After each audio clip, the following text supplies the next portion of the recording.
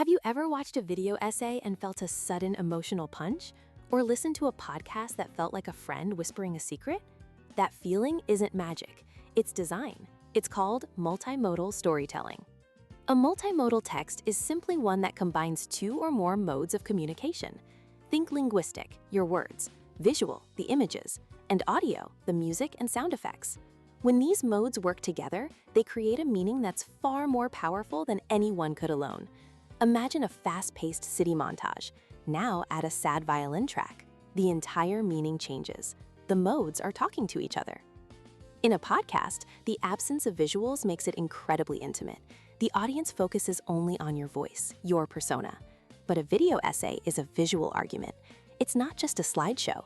It uses cinematic tools. The footage you see, the B-roll, is the evidence. Your voiceover is the analysis. The golden rule? Don't just describe what's on screen. Use your voice to explain why we're seeing it. Writing for this is different from a paper.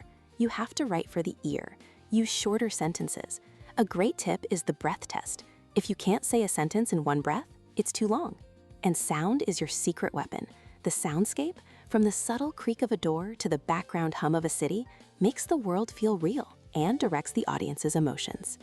Learning to weave these elements together, planning them out with a storyboard, is about more than just a school project.